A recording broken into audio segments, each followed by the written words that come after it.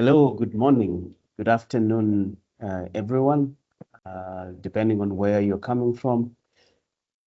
Karibu sana into this webinar titled Acidic Soils and Dwindling Yields, Unlocking Business Opportunities in Agricultural Lime Commercialization. We're really glad to have you all here. My name is Dennis Mujibi, and I will be moderating the session, this conversation today. We confront a reality that affects millions of farmers in Kenya and across Africa. Declining soil pH, reducing fertilizer efficiency, dwindling yields, and a widening food security gap. Yet within this challenge lies a powerful opportunity: agricultural lime. This is an underutilized but highly effective soil amendment that can unlock yield gains when properly applied. The numbers are mind-boggling if you look at them. For Kenya, soil acidity affects an estimated approximately 13% of agricultural land.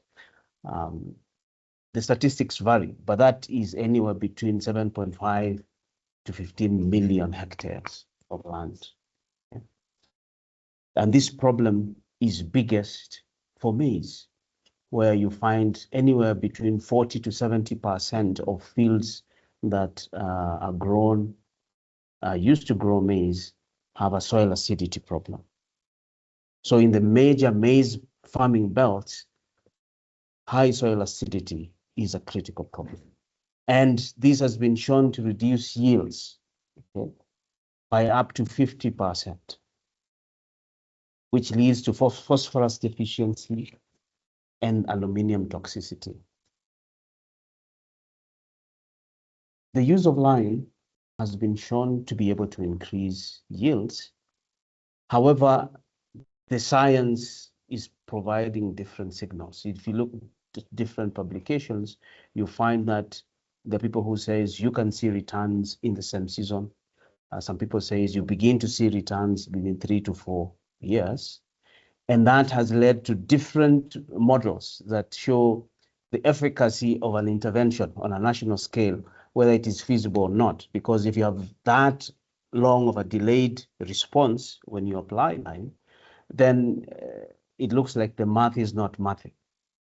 This problem of lime, for those who are not deep into the science of it, basically soil acidity, the pH is not a problem per se. It becomes a problem when something called exchangeable, the cationic exchangeable levels, the ECEC, reaches beyond 10%, meaning that you have too many, I don't want to go into the science of ions of hydrogen and aluminum that make it difficult for crops to uptake nutrients from the soil when that the cationic exchange is beyond 10%. Now, lime helps as a condiment, helps to reduce that exchangeable acidity or cationic exchangeable levels to a level where crops can be able to uptake nitrogen from fertilizer and other nutrients for the soil. And that's why liming is a critical utility for farmers. However, liming goes beyond just managing exchangeable acidity. As we're going to see from our speakers, liming has something to do with carbon capture. And carbon is the life, is the basis of life, right? We're going to see that from our speakers. Today, we have 3 distinguished speakers who are going to talk to us about agricultural lime and the opportunities therein. We have Jeremiah Njuguna, who is a crop nutrition head from Elgon Kenya. We have Dave Priest, who is the Chief Executive Officer of Farm Inputs Promotion Africa, commonly called FIPS. And then we've got Professor Jacqueline McGlade, who is the Chief Scientific Officer of Downforce Technologies. without much ado, we will start off this presentation. Now, the format of this webinar today is we are going to have a set of presentations.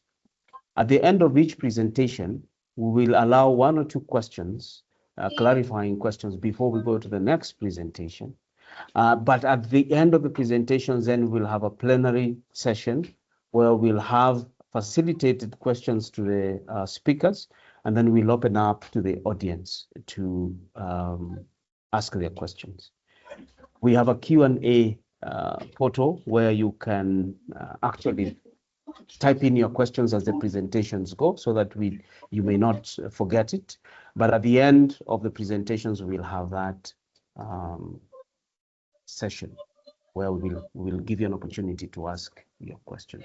We'll start off with Jeremiah. Okay, we'll start off with Jeremiah,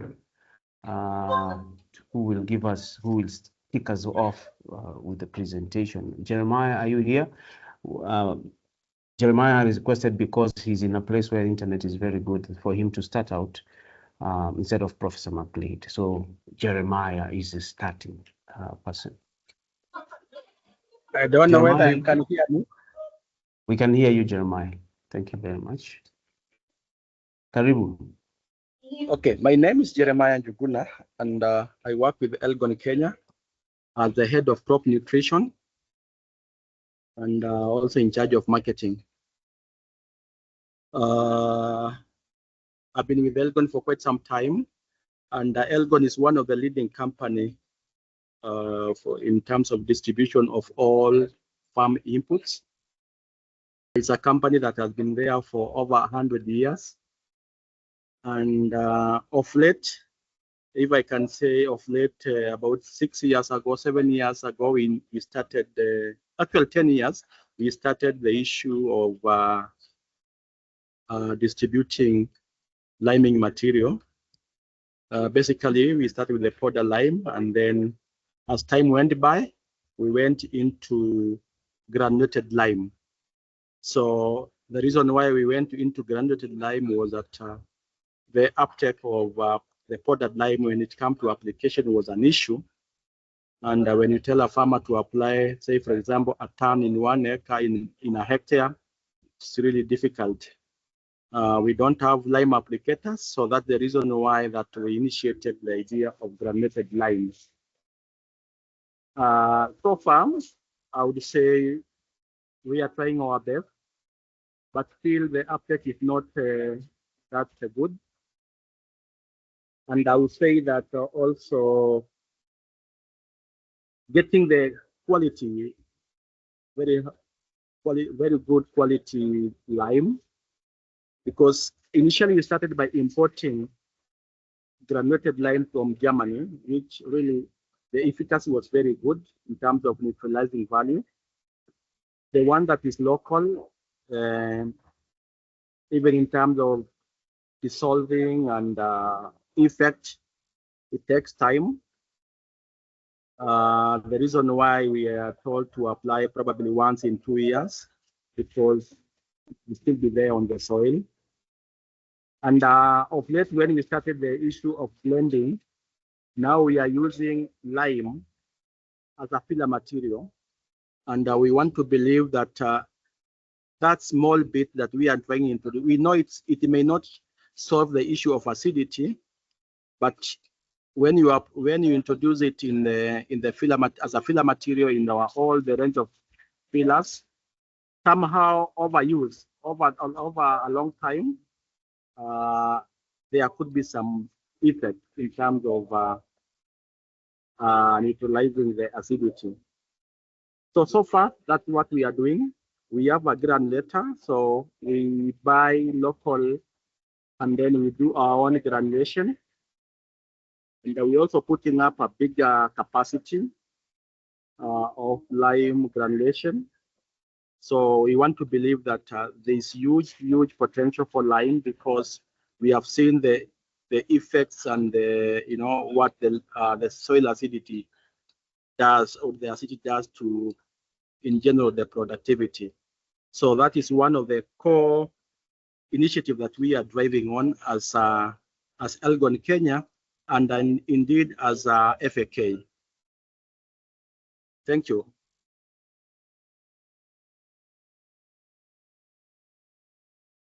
Jeremiah, thank you. Thank you very much for that brief. Could you speak to some of the innovations that you as a company have made in terms of increasing access to fertilizer? Because to lime. Lime is a bulky product, and moving it to farmers, it has challenges with distribution and logistics. But also farmers there seems not to be enough demand for lime. And so maybe Elgon Kenya has come up with the innovations to solve the problem of distribution and access. What are you doing with regards to that? Yes, I totally agree with you. It's a bulky product. So what we do, we have a very good and very prudent distribution channels across the country.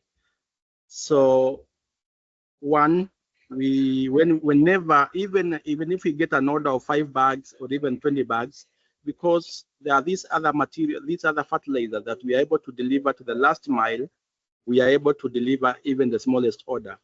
So that's number one. Number two, because of that bulkiness and the issue of the challenge of application, I just explained that we initiated where we started granulating lime, so that this lime, when you granulate lime, you can be able to mix, you can blend it with the normal fertilizer and apply in your farm. So what happens, the rate of application will reduce because this one will be very precise per hole or per planting, wherever you are planting, whether it's a row or it's a per hole. So it can be mixed with this, blended with other fertilizers. And the farms that are fully mechanized, they can use it in their planters, when they are planting their maize or any other crop. So the other innovation we did was to introduce the granulation, or granulating the lime, the powdered lime, into granules, basically, which is around 4 to 5 millimeter. So this one has really picked. If we compare what we are able to sell the other time and now, the granulated lime has really picked. So this one is going very well, be it in flowers, be it in small scale, especially in the Moya region, be it in Wasingishu. Yes, it's really doing well. Yeah, thank you. And your company integrates lime into blended fertilizer. Yes. So what agronomic problem does this solve that traditional fertilizers alone cannot? Well, you see, normally, if I take, for example, any formulation, there are different filler materials that are used. We can use clay or kaolin. Other people use other types of filler material. But basically, because of these challenges that we saw in terms of acidity, if a farmer can be able to buy 1 bag or 2 bags of granulated lime, and then in terms of the blended fertilizer, we see the filler material that has been used is lime. The amount of lime that is being applied, in our own way, we see that somehow if somebody is applying 100 kilos of the normal fertilizer and 30% is say, for example, lime, that it means 30 kilos. And if somebody had bought one bag or 2 bags, somehow that one really helps. So in terms of challenges, I would say that we don't see, in terms of blending, we don't see any challenges. Only that farmers still, even if you say that your product is formulated or it has been blended, you have used filler material like lime, they don't really appreciate so much, because they just want to see 1717 or 2555, whatever product they want to use, or 20 or even 11 25/6. Them they don't care. What they really look at is the NPK. That is what concerns them. So the percentage is what matters to them. This one we say is an added advantage. So when it comes in as an added advantage, Yes, the farmer, yeah, some of them will, the uptake is a bit slow, but some of them understand, but some of them, they are only interested in, you know, the NPKs or the percentage of the macros.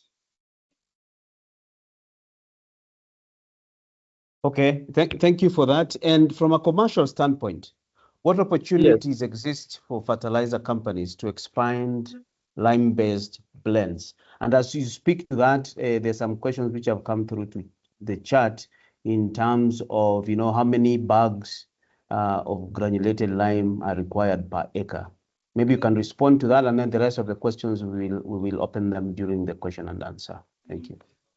The rate of application, our recommendation is depending with your the acidity level, is 100 kilos to 150 kilos per acre. So those basically there are two bags to 3 bags. In terms of potential, I would say there's a huge potential.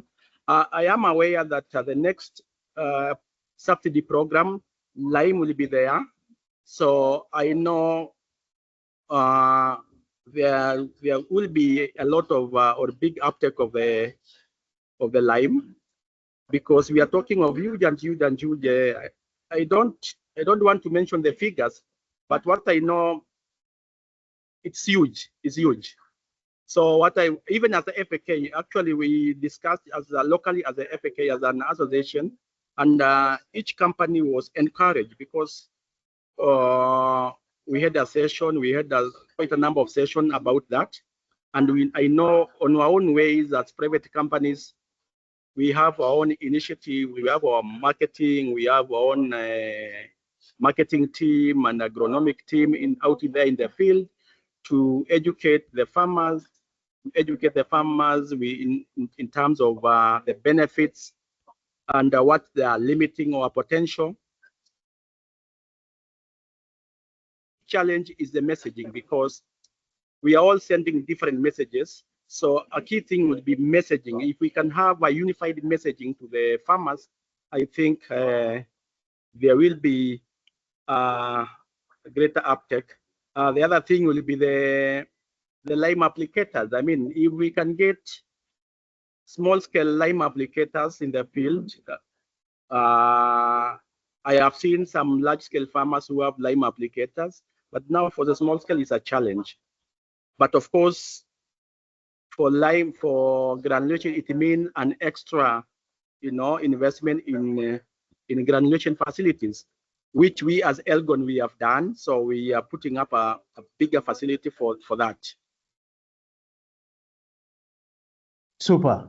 Thank you so much, Jeremiah. We still have several questions related to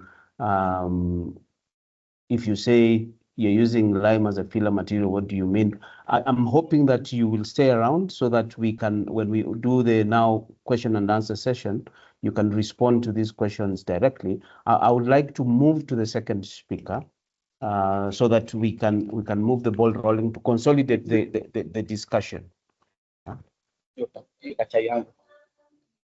Okay, Jeremiah, please stick around as much as you can.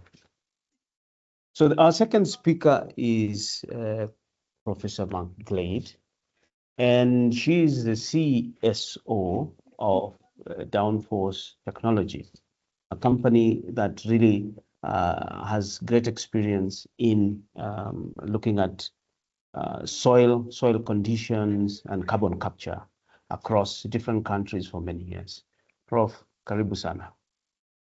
Thank you so much, and thanks, Jeremiah, and also Dennis, for a wonderful introduction. I think you've really captured much of what I was going to say. I have a few slides because I want to explain how I think we need to have quite a number of things in our sort of pocket to try to explain the bigger picture that Dennis was very, very clearly articulating, and also Jeremiah. So I think, let me just very briefly introduce the company. Downforce. I created it because I realized that there was a mismatch between the day-to-day running on a farm and the most powerful engine that we have on the planet, which is soil, to do many things, not just to feed ourselves, but to make sure that we have productivity, prosperity, and also incredibly important in climate change. So growing nutrient-rich food at the same time as saving the planet seemed to be an ideal thing to do. So what Downforce does is effectively bring data to the table. Now, this might look like a sort of very sort of technical interface, but we have found, or I have found all over the world, with farmers in Embu, in Kajiado, all the way up to large cattle ranches in Australia, that really and truly seeing your farm in this way that we present is like having a diary of all the things that you've done. Because one of the things we've been able to do with the technology that I've developed, so it's not just simply using remote sensing, it's using all of the knowledge that we have about what makes soils healthy and therefore what will grow food efficiently. We bring all of that to bear. So every 10 days, every 10 meters, we can essentially look and see what is happening to soils on a farm. And as a result of having that, we can detect interventions. So one of the things that I wanted to just quickly add to what Dennis has been saying is that land is probably our greatest asset. And so understanding what helps not only grow and get the yields up, but also being able to look around in the neighborhood becomes really vital. So, for example, in the work we did with FIPS-Africa, where we looked at thousands of small-scale farms, you could genuinely see those farmers who had adopted regenerative practice using lime, but actually they were helping a lot of their neighbors by having such good behavior, so to speak, around their soils and around how they were farming. So we sort of classify the land, we create a model as to how it's going to change when you poke it and prod it and do things and put different crops in and so on. And lime is one of the things that stands out. We get huge insights into the impact of it. So just to give you a flavor, this is a very large scale, but we can do the same thing with a 1 hectare farm. We can actually understand, even on a very small farm, that not all of the land is the same. So within a 1 hectare, you might have half a hectare, an acre, that is behaving quite differently to the other half. And yet we're able to look over time. We can go back 7 years and we can look through that time period and see just how the whole of the farm is performing. We can detect trends. Now, this happens to be a farm. It's a cattle ranch, but it has grazing, it has crops, has many other things going on it. And they use lime to really stabilize and create resilience against climate change effects, but also they've really been able to reduce the amount of inputs. Now, why is that? Well, it's because the lime has started to work with the soil microbiology and turn that kind of slightly acidic soil into literally a pH between 6 and 7. So the lime is not only just helping the crops grow, it's actually helping the soil microbes create a very more sort of a better environment in which the crops are going to grow. So we have detected this all over the world again and again, that really very good acquisition of lime at the right time is important. Now, many of you will be very aware of how much of the land area has got sort of what I'm going to call critical rate limiting factor, i.e. acidity. And I just wanted to raise the point that not all liming is equal. So it really does matter what kind of substrate you're putting into the mix. So that's really important. But it is, I think, very worrying that we have such a low level of lime adoption. So what Downforce is doing in many counties now across Kenya, from West Pokot, Trans Nzoia, through Uasin Gishu, Elgeyo Marakwet, all the way down to Narok and then across to Kajiado, Embu, and so on, is to try to show the direct relationship, if it exists, of course, between the applications, but it's also the when and the how that the lime is actually used, and obviously the kinds of crops. So because we can look, all the time, it's possible to inject that level of knowledge. Now, I don't need to repeat exactly what everyone else has said. Literally agricultural lime is commercially viable, but you have to look at it from end to end. And so although we are just sort of one data slice, we're able to have the conversation with the companies applying both fertilizers and lime, but other inputs to say, Actually, you don't need to put so much here on the farm. This is what the farmer really needs. And then we see that in that controlled way, you get a much better response. But I'm going to speak very much around the true value accounting, because on the one side, it's been said again and again, you can make money. There is a large gross margin, but many things have to stack up, as you heard. So from the farm yield, one might say that it's not that it's inconclusive. In fact, we have farms who do show this yield increase. Very nice. But what they're understanding is they don't just simply apply it wholesale. They use our data to apply it in very specific areas on the farm. And they've been using lime to restore really degraded land. And that's really encouraging, because in many cases, they've increased their land area by another 10% by using the lime in very careful ways. So yes, NPK is important, but at the end of the day, it's plant health. And plant health comes from microbial health, comes from the soils. So yes, we do see responses across Kenya where we're looking at regenerative farming, and we can see that it makes a difference. But this is the kind of calculation I wanted to show you, where the application of lime is really having an impact. So let's just say you have a farm, they've got some kind of produced capital profit, in other words, yield. What is also sitting behind that, when they're applying lime in this very careful way with regenerative practices, is another layer of improvements in terms of soil carbon, which we can value, water. So here we're talking about water availability, accessibility, not always having to get everything through a borehole, the pollution avoided, and then obviously the human and social capital that comes in. So there really is about a 2.5 to 1 return on the lime over and above what you're seeing in the yield calculations. This is important because we focus on things like the bottlenecks of transport. My personal view on this is, decentralization, trying to get distribution centers at the local level is really important. But from an investor perspective, when I ask myself in relation to this, is liming viable as a business? Well, absolutely. In fact, it is critical for farming in Kenya, without a doubt. But I'm not going to quote so much some of the disasters that have happened, like in Elgeyo Marakwet and elsewhere. But all over the country, the soil is losing its texture, it's losing its water holding capacity.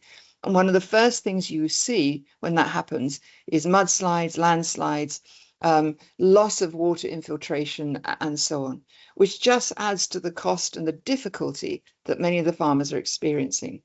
So in terms of long-term resilience, it's only going to get worse because of climate change. And as a result of that, it's almost as if liming is part of the insurance that farmers need to be thinking about to anticipate the fact they want to be in business, they want to be growing for the next 10, 50, 20 years. So my sense is that there are profitability levers all the way through. So from a mining perspective, yes, we've got all the signals that say it can work. From a transport investment, and conditionally, I would say you need to really think about demand aggregation and distribution centers, decentralized depots. From a farm yield, absolutely, definitely. And I would have to say from a true value account of the whole supply chain, then absolutely, it nearly doubles the economic rationale. So I wanted to kind of put that piece into this conversation. And yeah, thank you very much for your time. So Downforce is really, I think, right down at the grassroots, helping farmers see where to apply it as opposed to just broad scale. And therefore, that also minimizes some of the extra costs. So thank you for your time. And I'll hand back to Dennis. Thank you. Well, that was valuable. That was very Professor McLeod. Thank you. CSO of Downforce Technologies, but also at Strathmore. Perspective in case.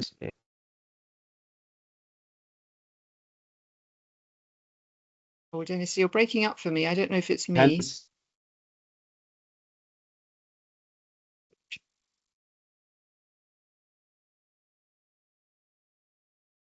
looks like yes.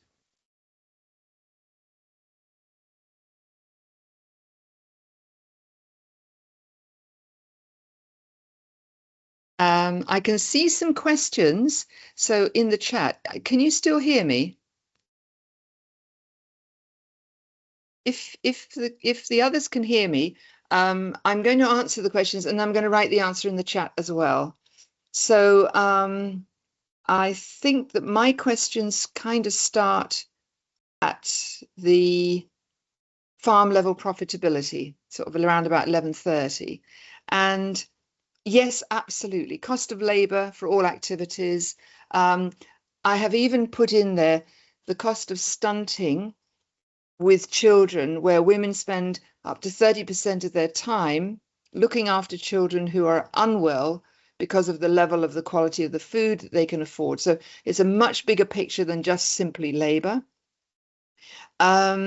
Application of lime is low because of unavailability and sensitization. I would say absolutely.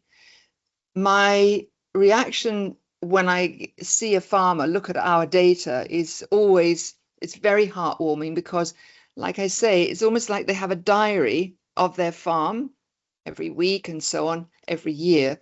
And they themselves see where they need to take action and apply the lime. So I think that explained in the right way, data can really drive this sensitization to show, you know, the benefits. I think that's all. Is lime sold by hardware shops classified as agricultural lime? I don't know. That's a very good question. I don't know. I can just tell you from my case, I'm married to a Maasai down in Narok, and there we are now doing land restoration, and lime is part of that whole equation. So it's incredibly versatile, and as I say, I think all of us need to start promoting it wherever we can. So thank you again. And how can farmers cooperatives? Yes, okay. So just on that, we're doing projects with Farm Africa, with counties, and in the 10 counties in the UN program, which we're working on at Strathmore, then the idea is to map the whole of the county, like in Kajiado, so that then farmers can and cooperatives can come around the table and have a look at what they're doing versus what's happening around it. Farm Africa were delighted with the data because for the first time, they were able to demonstrate how their interventions for regenerative farming were actually working, because we could differentiate between the farms that had those actions and their neighbors which didn't. So yeah, so we'll work with the team in SAFIC and any of you who are interested, and we can talk a bit more about that during the afternoon. Thank you. Superb. Back to Dennis. Superb. Thank you, Prof. Perhaps maybe you can also tackle this question that says, how long does it take to achieve the desired pH if you use different types of limes? Granulated, the powdered, and the blended. Yeah, I forgot to tell you that. Sorry. Well, remarkably, although I'm not surprised, soil sort of gobbles up lime because of the microbes when they need it. So we saw in Taita-Taveta, no, in Embu, that's right, that there was a within year change and uplift in the yield. So it matters where you put it on. So you need to know where the soil carbon is not being stored. Ask your question, why is it not being stored? And then you begin to understand how you use it. I believe in that case it was granulated, but I can't swear to it. I can check. But the reaction from the ground was that the crops immediately, so within one growing year, a number of the crops improve the yield, particularly grains. Grains are notorious for being scavengers, and therefore if you provide the right mix locally to the root systems, then they don't kind of strip out from all of the neighboring areas. So I absolutely say that for grains, you can see it very quickly. The other crop is that's very susceptible are, I think, tomatoes, certainly. There they've seen almost an immediate response. But it's not just a case of dumping it everywhere on the fields. It's about using it carefully in the right places. Thank you very much.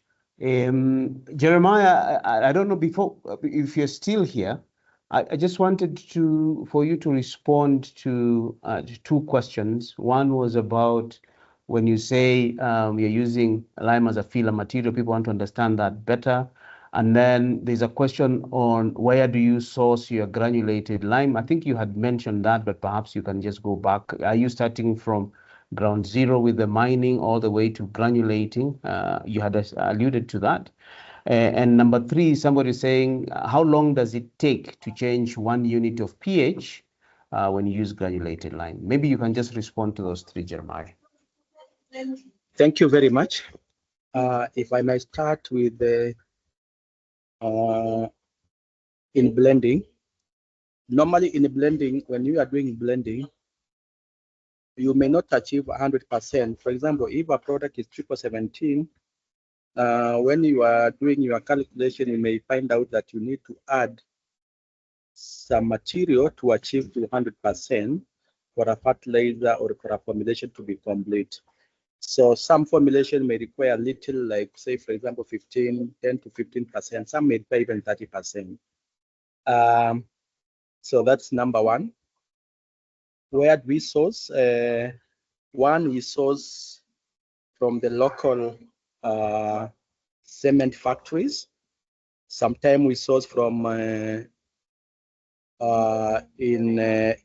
Nyanza. Yeah, there's Homaline. Homaline, they do the Homaline lime. They do big production of lime. And so the capacity that we have is small.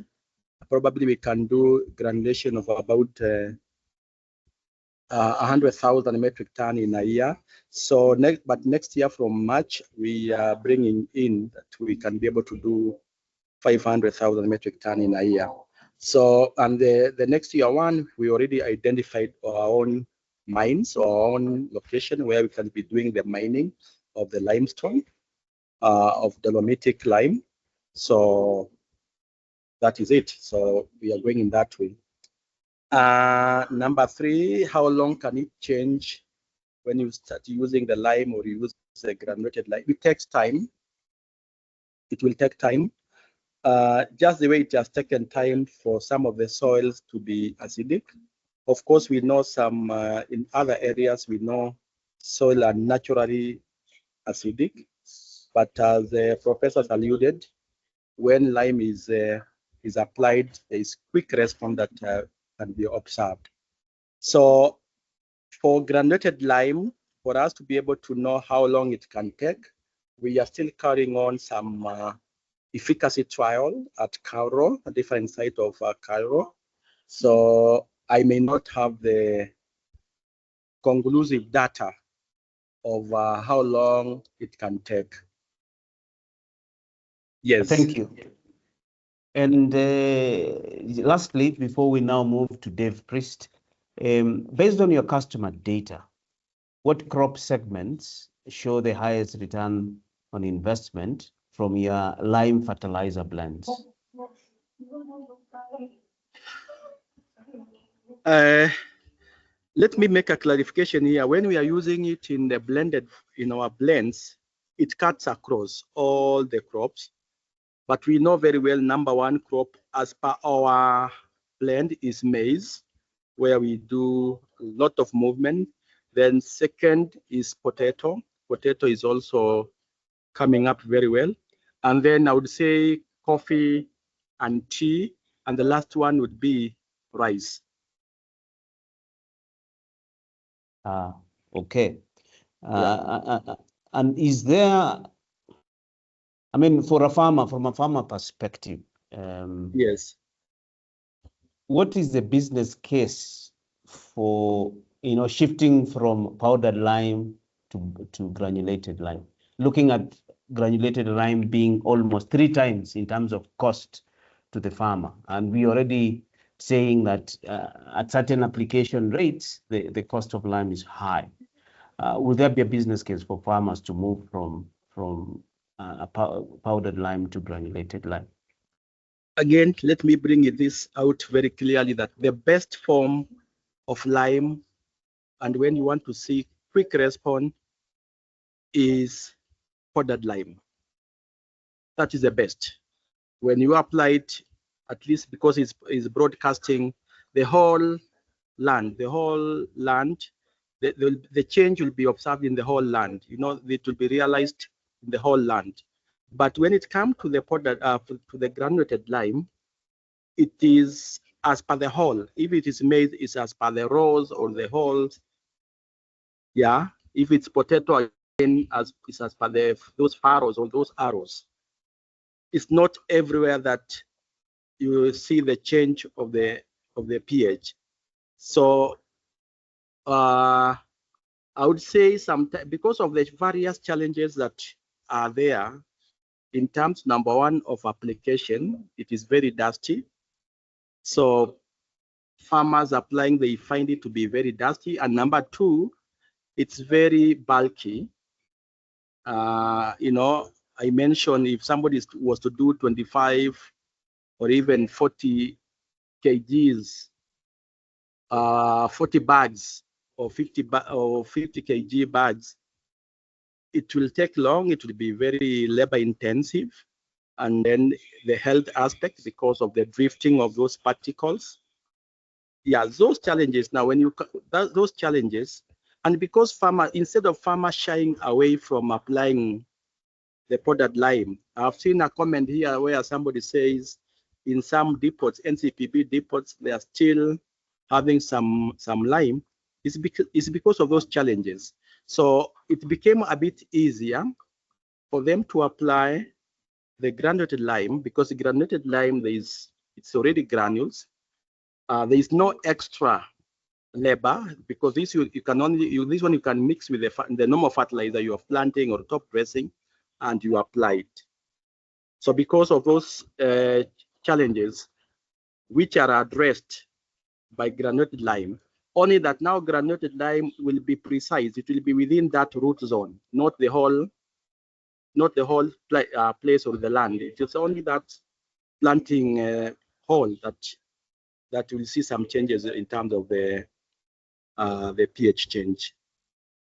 I hope I have tried to answer. Thank you, Jeremiah. I know there are people who have questions. People are raising up their hands.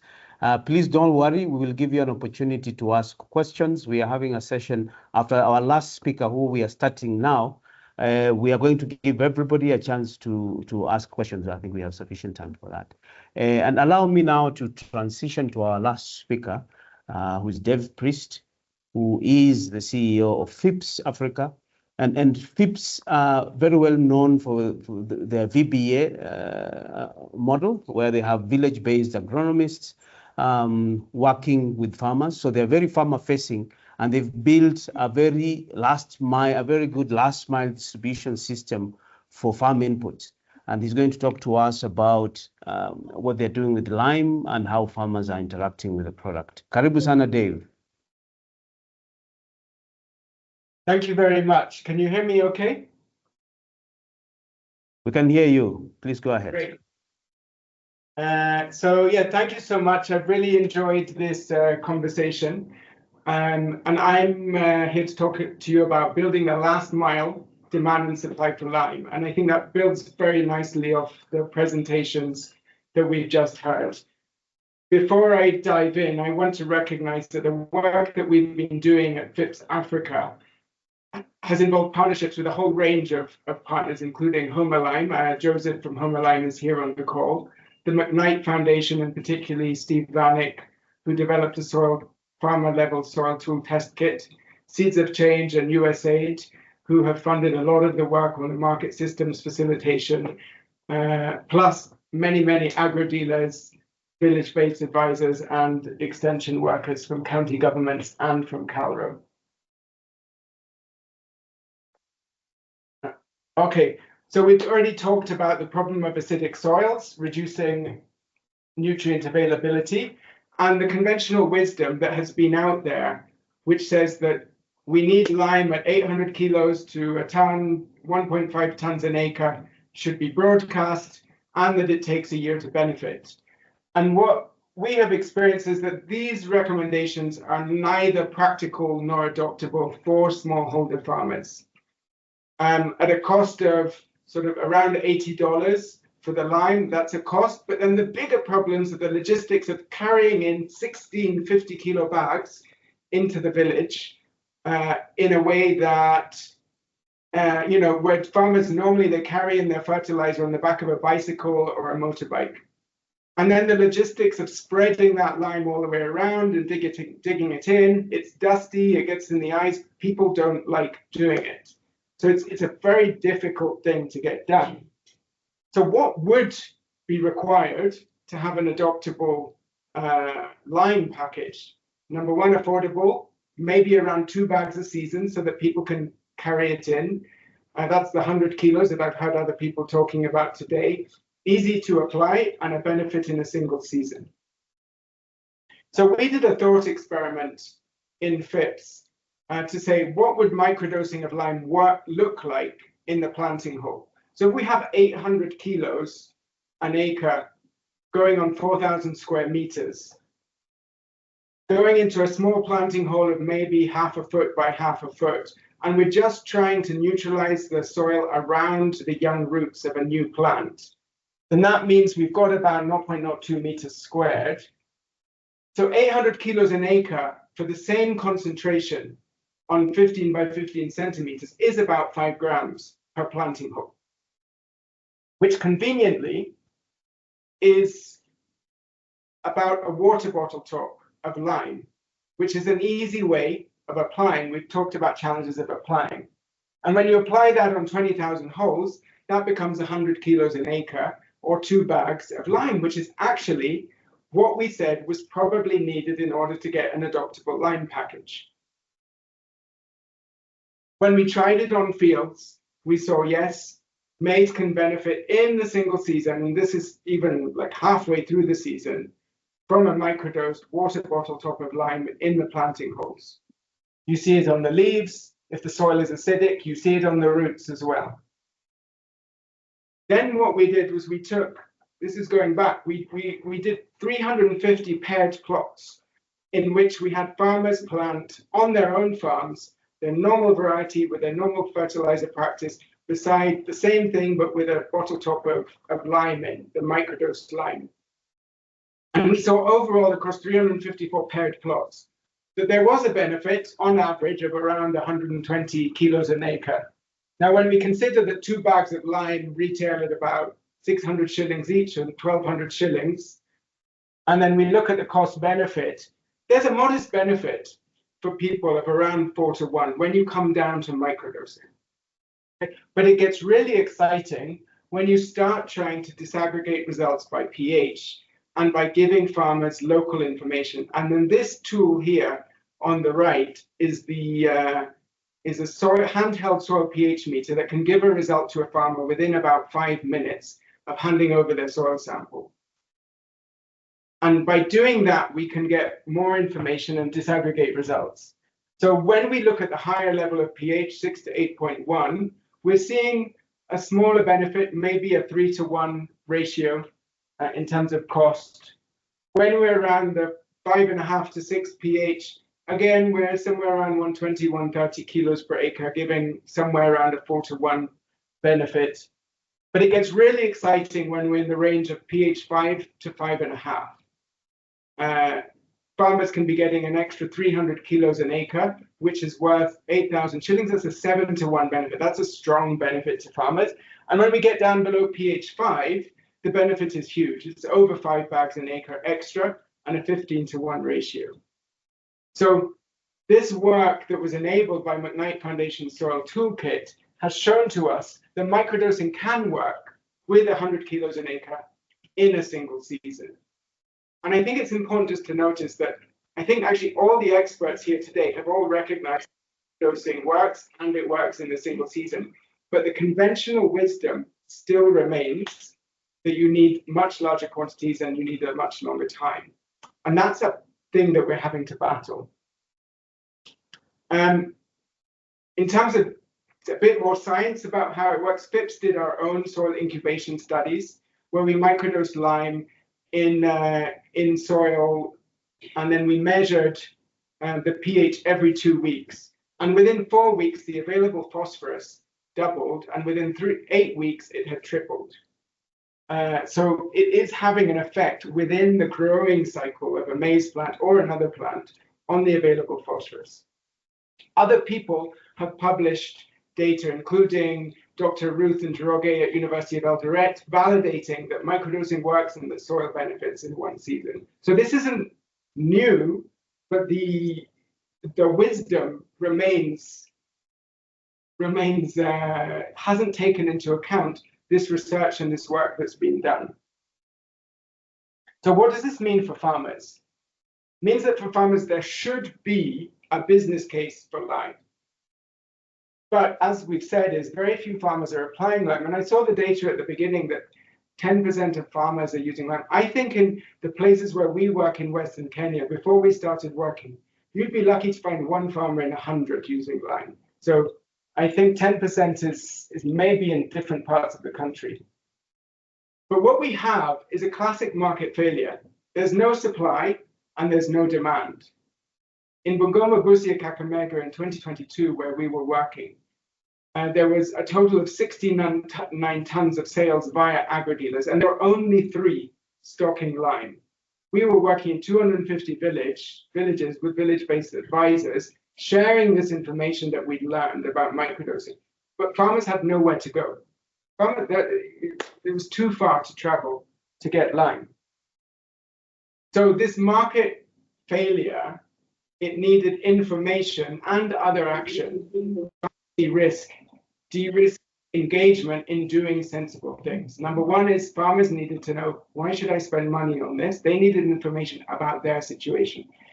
Agri-dealers, it was risky for them to stock the lime because they don't know if they'll sell it. And so they don't want to stock it. The lime suppliers, they didn't want to deliver to the agri-dealers because, well, these agri-dealers in the villages or in the market centers, they may not pay me for it. And then also government needed information to impact on their policy. So what's needed is information around the microdosing, the state and the location of the acidic soils, and the location of shops that are stocking lime. So we had a range of tools to address market failure that we learned through partners like Robert Mordime on a former USAID project and others. But first of all, creating demand and providing information through demos, microdosing. That was FIPS bread and butter. Then we used this McKnight pH meter to do mass pH testing to provide information to farmers in their villages about their soil. We used the data from that to create localized soil pH maps that could be centered around agri-dealers within a 10-15 kilometer radius, where a farmer could go in and see the colors on the map and see where they are and where's the location of a person holding a pH meter and get their phone number. They could all. Then we worked with to get political and government buy-in. We worked very closely with Calro, Dr. Kamau and his team to validate the pH meter so that the government recognizes that this is a valid way of testing. And we also worked with several the county governments, Bungoma, Busia, Kakamega, and they've all launched quite recently some mapping exercises with these pH meters using a stratified sampling designed by Calro that can provide more information, both to the politicians, also to the agri-dealers, the farmers, and the lime suppliers. And then we had to work on a range of market systems facilitation tools to de-risk that supply chain for both the lime suppliers and the agri-dealers. So what we did with that handheld pH meter was we facilitated 87,000 pH tests across the 3 counties in Western Kenya. And we could see that 42% of those were in that strong case for using lime, where the pH was less than 5.5.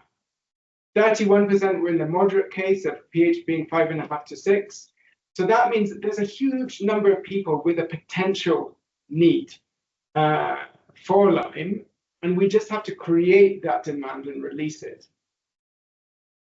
Every farmer who got a pH test, they got a card like this that you can see that they were able to see what was their pH, what was their GPS position, what's the recommendation that they should do, and what does that mean in terms of likely additional bags of maize that they might get if they act. So having worked on building demand for smallholder farmers, we then had to work on the de-risking supply for market actors, the agro-dealers and the lime suppliers. And so we tried to, because for the lime suppliers, it's for the agro-dealers, they don't want to stock a huge amount of lime because they don't know if it will sell. The information that there's lots of farmers around them with acidic soils who know they've got acidic soils is a key part of that for them, but they still don't want to take a huge amount. At the same time, for Homer Lime and other lime suppliers, they can't send out a truck unless it's full. They need to send a 10-ton truck, a minimum, to do deliveries. So if you've got agro dealers who want half a ton or a ton or 2 tons, and you've got a supplier that needs a 10-ton truck to be filled, you're in a difficult situation. So we were able to work with them to de-risk this supply chain. And what we've seen is between 2022 and 2025, we have a 15-fold increase in number of agro-dealers stocking lime in these 3 counties. That's gone from 3 agro-dealers, which were only in the big towns, up to 45 going into market centers. So lime is getting closer to farmers. And then the change in sales has gone up 8-fold over that same period, from about 70 tons to over 500 tons. It's not enough, it's still small, but we're showing that there can be a business case for lime that benefits farmers, agro-dealers, and lime suppliers. If we look at a map of Western Kenya, this is a map that shows Bungoma, Kakamega, Busia. The colored areas are the wards where FIPS is working. The black dots are locations of village-based advisors, and those are people who have been offering pH testing services to farmers, as well as the ward agricultural officers working with the county governments have been doing that too. The big red dots, there's 3 of them. They're basically the big towns that had the large agro-dealers that were stocking the 80 kilos of lime, 70 tons of lime in 2022. Then all these yellow dots are the agro-dealers that were stocking in 2025. And actually, there's about 10 yellow dots missing. But what you can see as you look at this map is that most of the farmers in the areas where pH testing is now being done are within 10 kilometers or so of an agro-dealer that's stocking lime. And that's been a critical thing on unlocking the sales and converting demand into sales. I want to celebrate one of the agro-dealers who's a superstar really, called Jared, based in Bumola. He's in a small market center in Bumola. And what he says is that my work with village-based advisors and farmers has allowed me to create demand for lime through training, pH testing, and advice. I've sold 43.5 tons of lime between January 2024 and August 2025. I sell through my BBAs. I have over 10 of them who supply more than 1,000 farmers, and they all earn a commission from my business. Now, Jared, if you actually go and visit him, this year he sold 30 tons. Now, imagine if you had 30 tons times 45 agro-dealers, we'd be up at 1,300 tons rather than the 500. So if everyone could learn from Jared, we could really shift this to another letter. Jared is on the call, is on the webinar, and he's available to also answer questions about what he's been doing and how he can, what has led to this success. Joseph from Homer Lime is also on the call. And what he said is that this is the first time since working on lime in 2009 that I have seen lime in the agro shops outside the big towns. Thanks to this partnership, we've built a strong local supply systems, grown our agro-dealer network, and brought lime closer to farmers, and that's boosted our sales. And finally, on the political side, we have the CEC from Busia, but we have similar partnerships with the CECs, the directors, and even up to the governors in all of these 3 counties. But the CEC from Busia has said, we are distributing 35 soil testing kits to our officers, that's their WOWs, across all our wards to complement the work being done by the village-based advisors. This marks a big shift toward evidence-based soil health management in Busia. And by encouraging farmers to test pH of their soil, we're enabling them to understand the root causes of low productivity. And then he goes on to talk about, for too long, farmers have applied inputs blindly, sometimes as much as 4 bags of fertilizer per acre, simply because they were told to. Now we're moving towards decisions grounded in science and developing legal frameworks that will strengthen the systems across the country. So there's fantastic support. And what we've seen from the county governments is that they're desperate to do better and to learn and to offer better services to their farmers. And the data and the evidence that's coming out of this is really supportive to them. So as I conclude, there is a business case for Lyme. What it requires is pH testing and mapping at scale, microdosing, demos and training of farmers and other information, working using conventional market systems facilitation approaches to de-risk supply, and also getting political buy-in and buy-in from the national scientists at Calro. It's possible, we're doing it, there's much more to do, but it can be developed and scaled. So please join us in our efforts to scale Lyme from the 500 metric tons this year to over 5,000 metric tons or more. We've already been sharing these results with 32 soil partners in Western Kenya to get towards a common message, and there's more to be done on building on that. Implementing and building on soil pH maps that could be done, supporting government policy and action on pH liming, and also carbon. I noticed Prof mentioned carbon. It's an area that we're really looking at as low-cost, affordable ways to both test carbon locally and increase carbon in the soil. And then expanding Lyme to more counties with acidity problems. And I think another thing that would be really valuable is a randomized controlled trial on techniques that can enhance demand so that we can work out what combination of techniques leads to the quickest, best returns on investment in terms of farmer demand and adoption in areas where we've got Lyme being supplied. So thank you so much. I'd like to thank everyone who's been involved. I think I mentioned you all at the beginning of the presentation, but please join us, and thanks to the foundations, the funders, the technical partners, the government, the agri-dealers, the village-based advisor, and of course, the staff at FIPS-Africa who have done all of this work. Thank you. Wow, Dave, thank you very much. Amazing. It's amazing work that the FIPS has done. Well, it was not intended to be an advertisement of FIPS work. However, I think there's so much richness and goodness that has come from that presentation and shows that there are possibilities, there are models that seem to be working, and perhaps we need to look at an ecosystem-wide.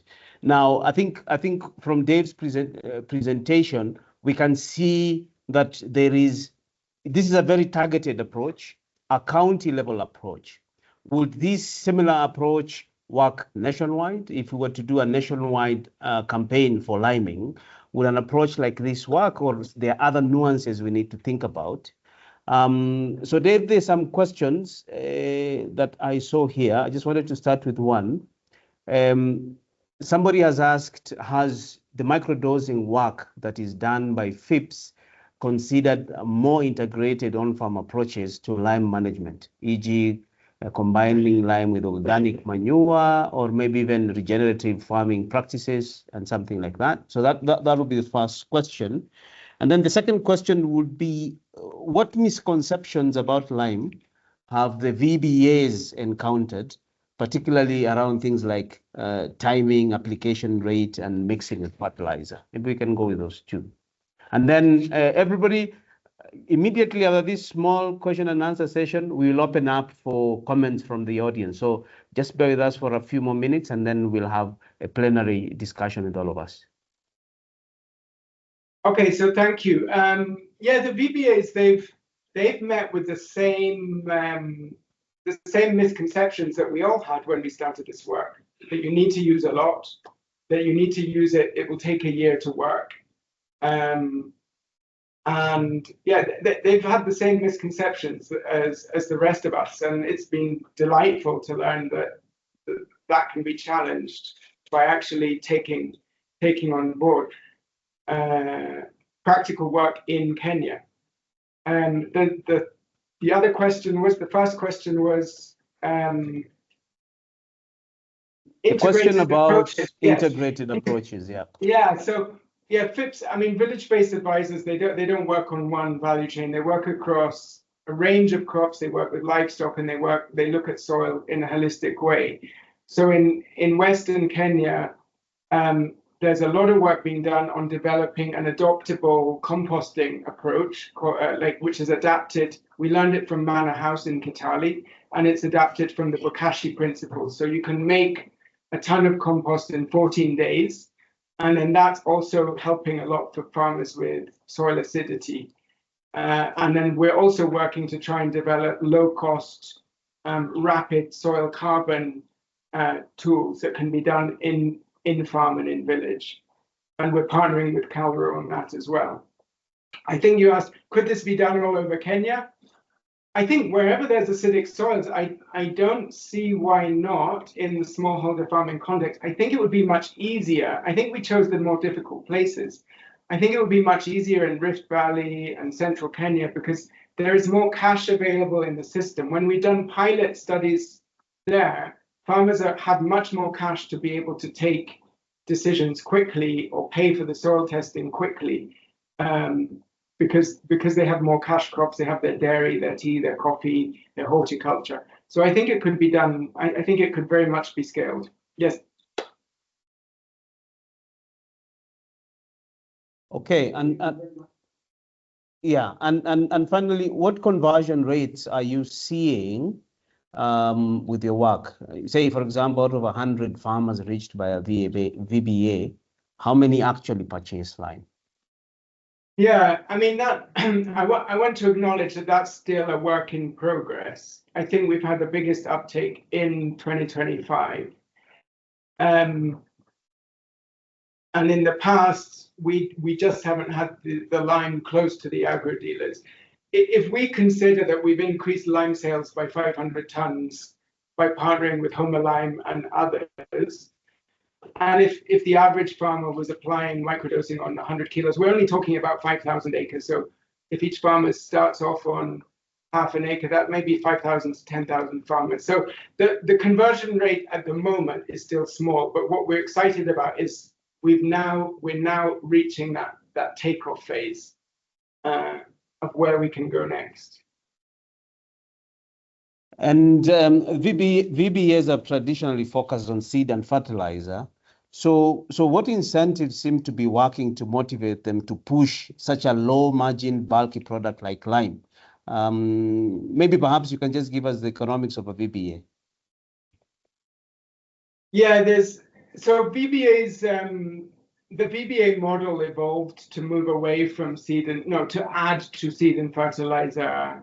Over the last 10 years, it's been evolving. So now it includes a lot on soil health, agroecology, livestock, and the best margins are in the services, actually, you're right. But I think the main people selling the lime in this context are the agro dealers. Like if you take Jared, you could even ask that question to him. What are the techniques that he's used to motivate his VBAs to do the selling? Because he's the business guy and he's innovated himself. He's got several techniques he's used. Okay, yeah, we will get to Jared, and he can give us a bit of illumination on that topic. But now I think allow me to open this up to the general audience, so that we can get some of the questions. There are already some people who have their hands up. I'll start with Waithera Nganga. She had raised her hand first. And then we will go to Geoffrey Wanjala, John Kapulon, in that order for now.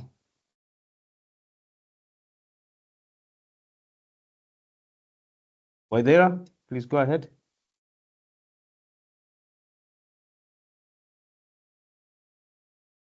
Okay, if she's not there, Geoffrey. Okay, sorry, Oh. my mic was disabled.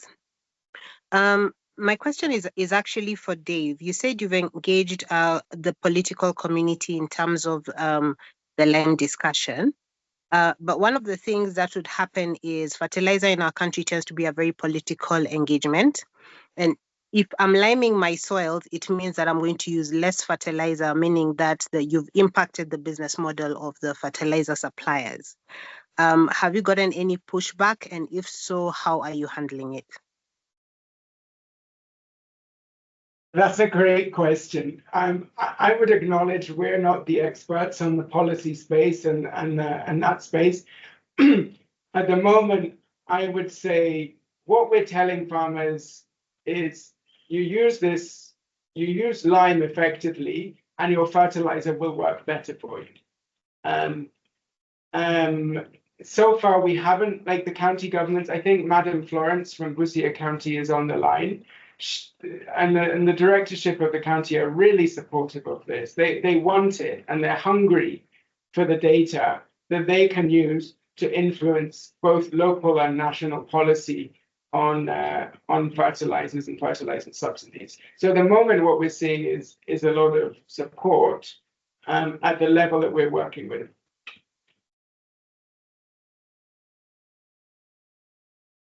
Thank you. Thank you very much. Geoffrey? First of all, I would like to appreciate FIPS from what they are doing, especially promoting soil testing and also even lowering the cost of testing, because that is one of the barriers at the farmer level. Maybe some of them don't afford like 1,000 plus, but when the cost comes to as low as even 50 shillings for testing, even if it's only pH, it works for so many smallholder farmers. So my question will be, in the trials you are doing, are you also including the granulated lime, or you're only focusing on this traditional form of lime that we know? And if yes, maybe how are the results looking like comparing the granulated lime versus this other one? Thank you. Thank you, Geoffrey. And yes, you're right. It's exciting getting soil testing to farmers. With the other types of lime, we did several years ago when we started this work, we did look at the granulated and also the calcium is it the caustic lime, the one that's stronger. We saw that they both work. They're no better in soils which are very acidic. They don't act any quicker or more effectively than the powdered lime. The granulated is fantastic because no one likes dealing with powder. So if we can have granulated lime at a price point that works for farmers, then it would take off hugely. I fully believe that. I think at the moment with granulated lime costing much more, there's some of it moving around. I would defer to the lime suppliers around how much. But I think the bulk of the work, the simplest recommendation is the one that we've gone to. We might find in places in the Rift Valley where there's a little bit more cash liquidity that the granulated lime is easier to uptake. I'm not sure. But the bottle top, the water bottle top reduces the stress of powder flying around. It's not nice. People would prefer granules for sure. But it depends at what price. Okay, folks, the questions are for all the three presenters. So please ask your questions for all the presenters. The next person to speak is John Ekapolon, and then after John, we'll have Elias, Professor McGlade, and Helen in that order. John, please. We'll go to Elias. Okay, thank you very much. I'm Elias from Kisumu County. I do soil testing and agronomic support to farmers. Now, there's an issue concerning the standardization of tests in regards to different companies. Where you get a farmer can do a test with 3 different companies. Each company will give them a different result in terms of the pH and soil testing. And it has raised concern over which one is more standardized. So is there a mechanism that we can have a standardized way of doing soil pH? And then my question, another question is to Professor, I've forgotten her name, but she did the first presentation. Glade, yeah, Jackie, yeah. So based on your map, is it how accurate is it in terms of measuring acidity per region?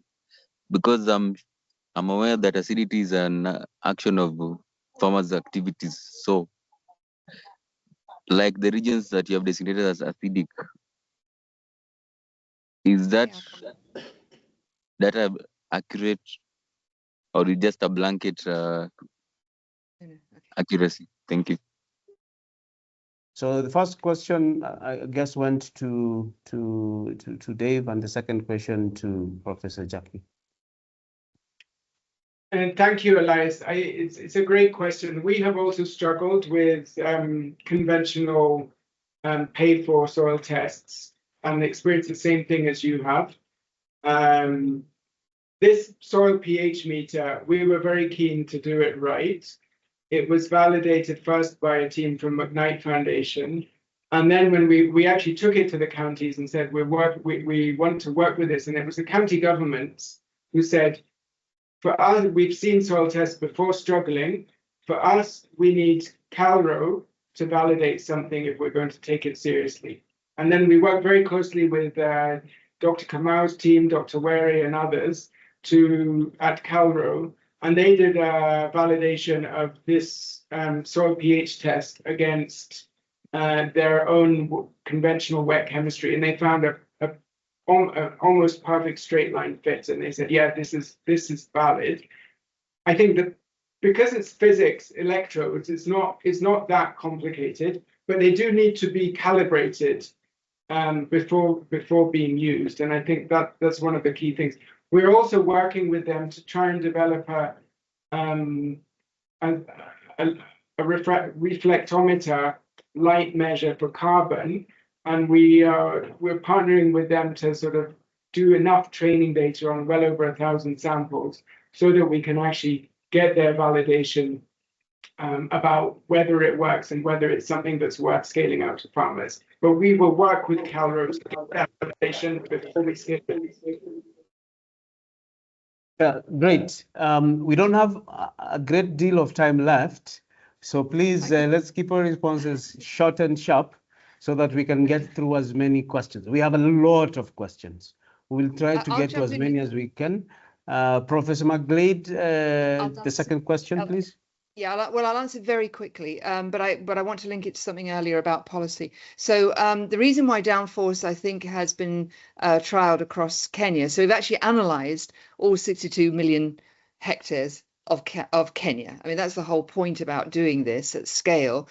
So we've done CalVal in many places, the Rift Valley and so on. So as far as soil carbon is concerned, we're in excess of what you would get if you go and take soil samples, but at a fraction of the cost. So that's one thing that I'm very conscious about, doing things in an affordable way. So we can have a conversation afterwards. I'd love to talk to FIPS about how we can do things together. So, you know, you bring all of this together, get the cost down, get data into people's hands. But I just wanted to say something more about the agroecology national strategy, because it's under that banner at Strathmore that I'm working with these 10 counties in the Rift Valley. And we are literally working on the Treasury paper as to which particular interventions will give the greatest agroecological uplift. And liming is one of them. We've got 4 counties that have already put the agroecology to work in their county policies. So I actually think this is the moment to scale up, get it into the CIDPs, get it into the agroecology strategy. There's a meeting next week, which we're sponsoring for Treasury to write the economic case for literally this switch over in fertilizer and the use of lime. So I think we could work collectively. It's actually been held in Nakuru, but I think that now is exactly the moment to bring all of this together so that counties feel they are supported in sort of adopting exactly what we've been listening to this afternoon. So sort of an open offer, certainly with SAFIC and obviously with FIPS and with Busia and the other counties where you're working. They're not alone. There are other counties that are actually pushing ahead. So I think this is a moment for us to bring all our partners together and help them actually deliver this change. So I'll talk to you guys afterwards, but yeah, it's all going in the right direction, definitely, David. Thank you very much. We'll take two more questions. We'll take a question from Kellen and Kevin.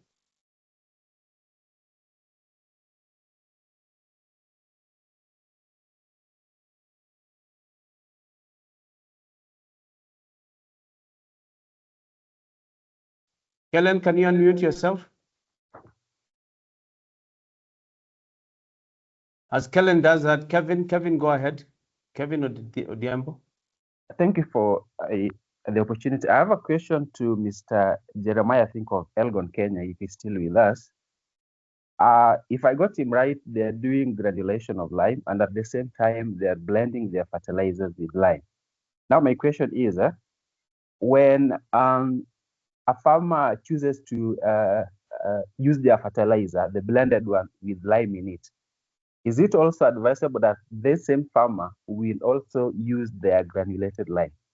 I'm asking this because there's a possibility of farmers going the direction of substituting lime with the fertilizers blended with lime, which in my view, I don't think really works in achieving the desired effect of raising the soil pH.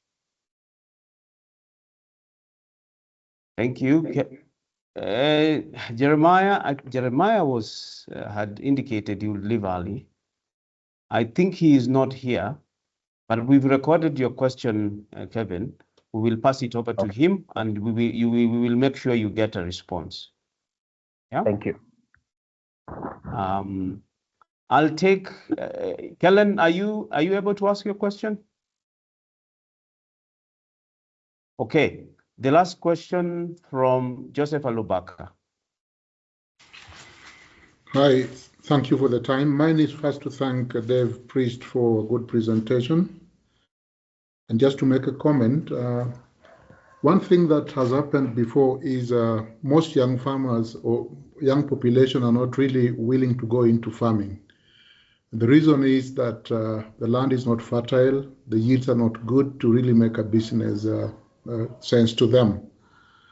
And that is why I think that by making the soils fertile or improving soil health and fertility will attract young population into farming, hence creating employment opportunity and making farming a business. So I really think that based on the presentation that we've got in this forum, there is a business case because by improving the farms, the young population are able to go into farming, which then creates employment and also brings in the aspect of business. Thank you. Thank you for your comment. I think it was a comment, a good contribution. We still have one last minute for questions, and Martin, lucky one, go ahead.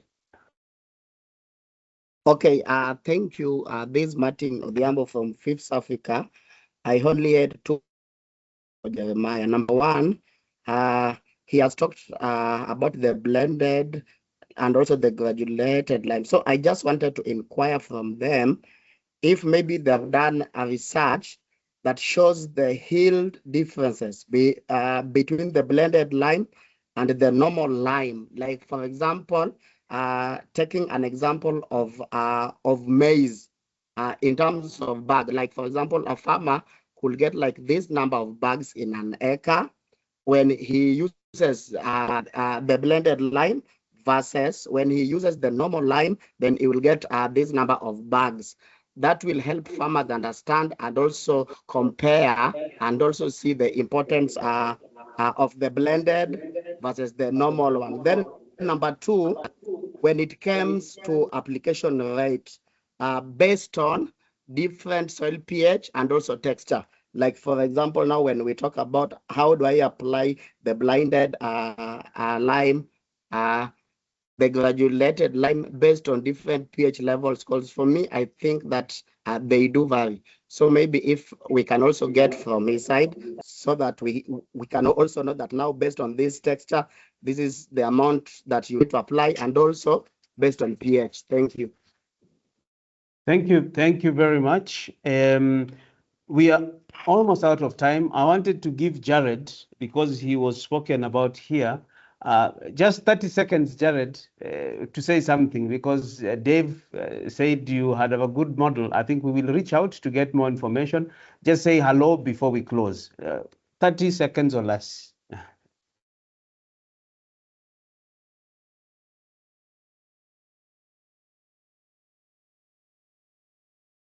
Okay. Thank you very much, folks, for being part of this. As we close the session today, we have key takeaways. We have a silent crisis at our hands of acidic soils that affect a large number of Kenyan farms. However, we've seen that from the presentations that there's a case to look at lime again.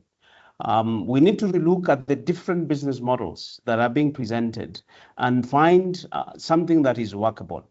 But what is seeming to come through is that there cannot be a blanket solution across the different counties in Kenya that are affected. This must be a targeted approach that responds to specific needs.